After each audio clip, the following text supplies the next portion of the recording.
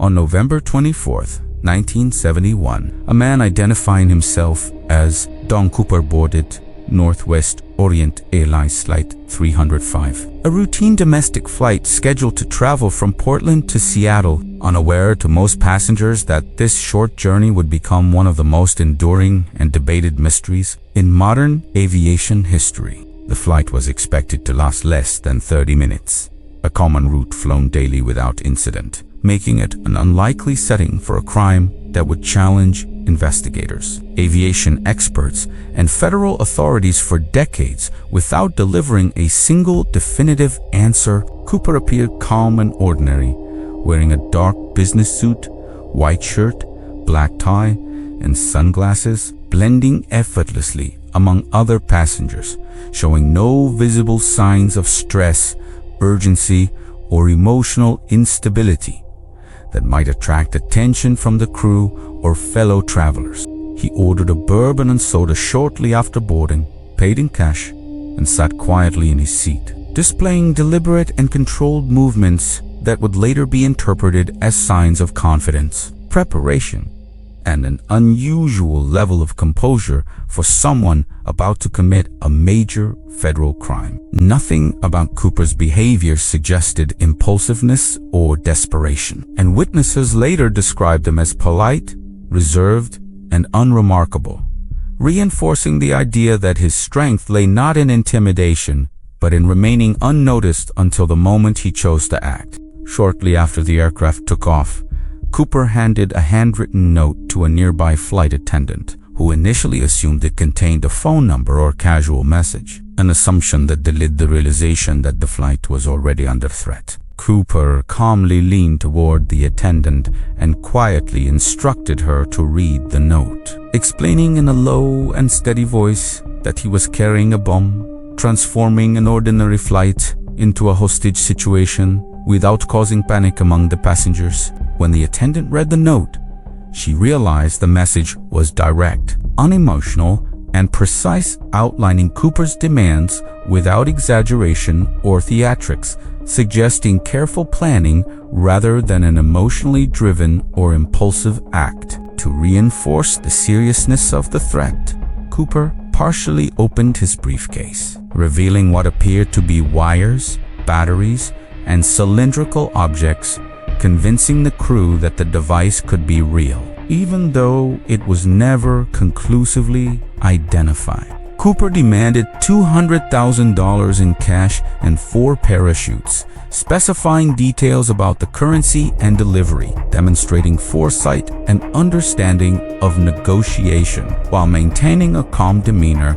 that reduced the likelihood of resistance. The flight attendant immediately informed the cockpit, and the captain contacted air traffic control, initiating a coordinated response involving airline officials, local authorities, and federal agencies tasked with managing the situation without escalating risk to passengers. Authorities chose to comply with Cooper's demands, prioritizing passenger safety above all else, a decision that would later be questioned by critics who argued that cooperation enabled Cooper's successful escape and disappearance. The aircraft landed in Seattle as instructed, where law enforcement discreetly delivered the ransom money and parachutes, while passengers were allowed to disembark calmly, largely unaware of the full scope of the hijacking they had just experienced.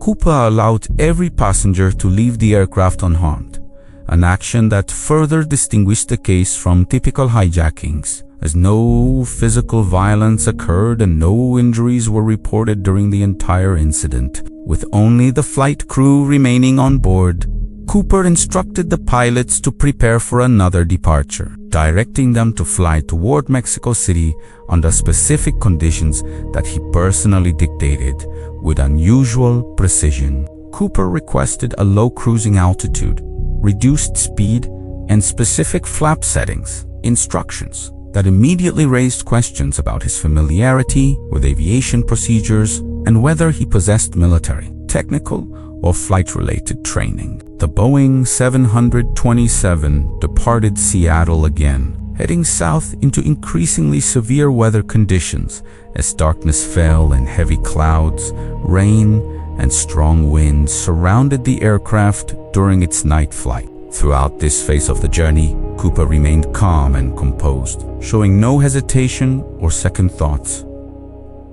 Behavior that investigators later debated as either evidence of experience or carefully controlled confidence, masking uncertainty at a point believed to be over the dense forests of the Pacific Northwest. Cooper instructed the crew to remain inside the cockpit and avoid interference, asserting full control over the situation without raising his voice or resorting to threats. Cooper then opened the rear staircase of the Boeing 727, a unique feature of that aircraft model at the time, allowing exit while the plane was still airborne, an action that would define the mystery that followed. At approximately 10,000 feet above the ground, in darkness, rain, and turbulent conditions, Cooper jumped from the aircraft, carrying the ransom money and vanishing instantly into the night without being seen by any witnesses. No one observed the exact moment of the jump, and the precise location where Cooper exited the aircraft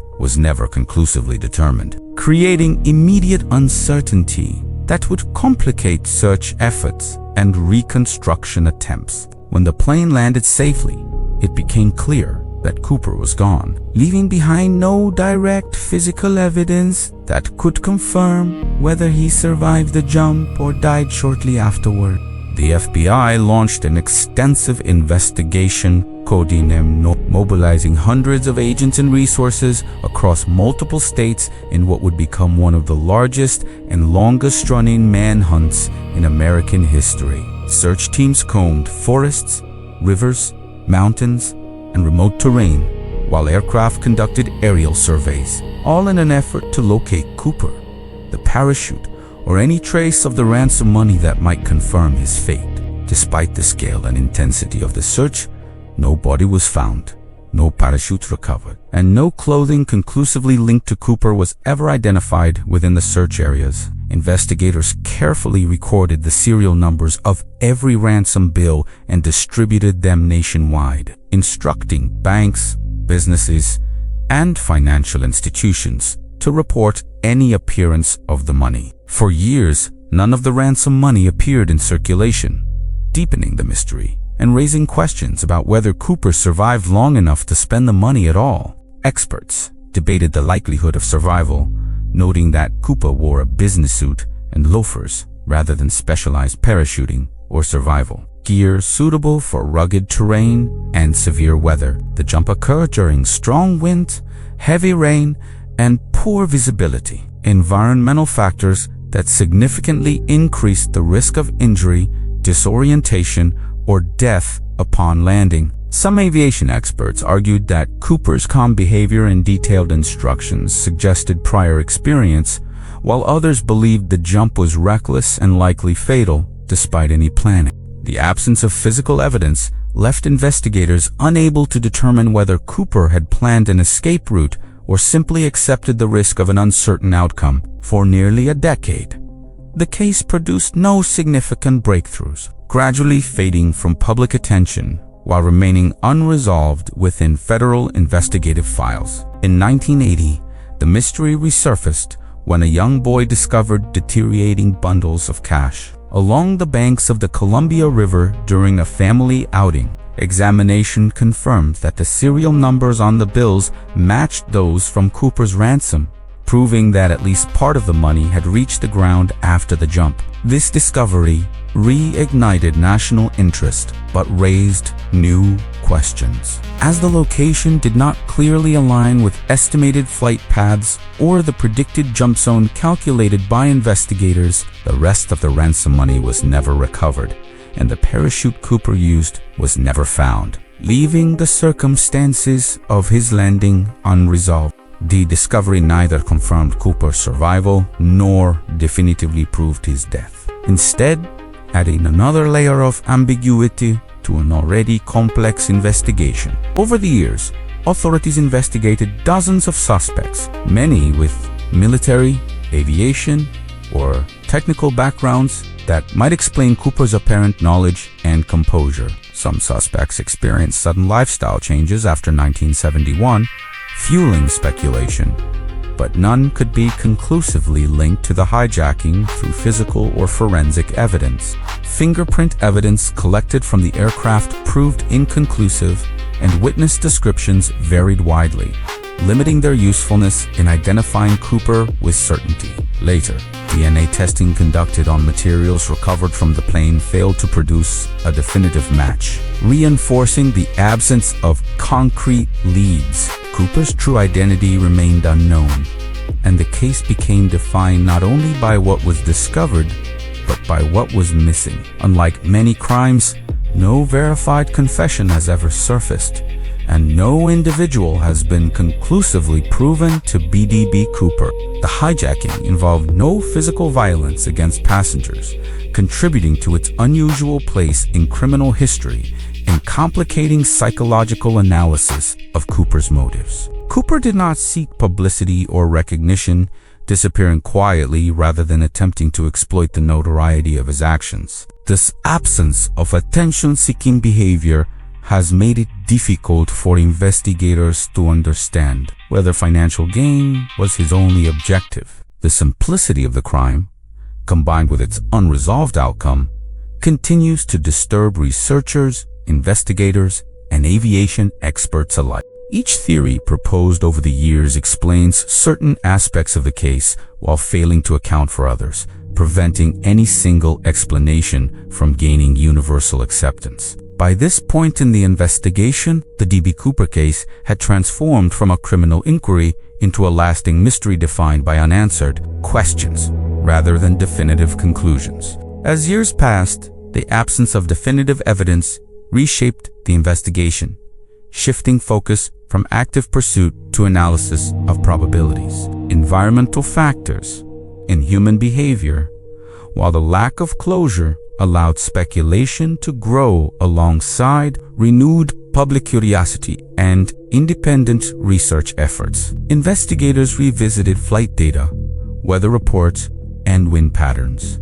attempting to reconstruct Cooper's possible landing zones, yet variations in estimates produced wide search areas, complicating efforts to narrow conclusions with confidence or precision. Advances in aviation modeling enabled simulations of the aircraft's path and descent conditions, but these models depended on assumptions that could not be verified due to missing variables, including Cooper's exact jump timing and body orientation. The terrain below the estimated jump area consisted of dense forests, rivers, and uneven ground, where evidence could easily be concealed, destroyed by nature, or remain undiscovered for decades without deliberate excavation.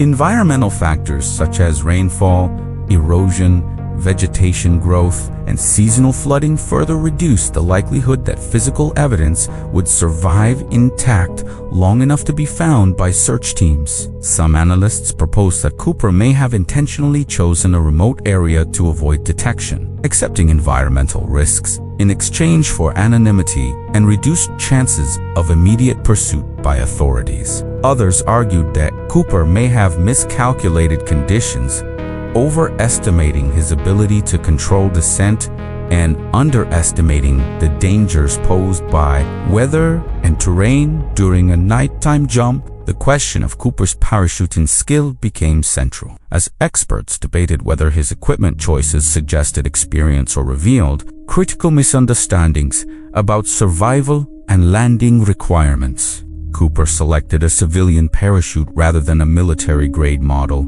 a choice that some interpret as evidence of inexperience, while others suggest it was sufficient for his intended escape plan. The absence of a reserve parachute raised additional doubts, prompting speculation about whether Cooper truly intended to survive or simply accepted an unpredictable outcome. Psychological profiling attempted to infer Cooper's motivations, analyzing his restraint, lack of violence, and methodical behavior as indicators of a personality driven by control rather than aggression or notoriety.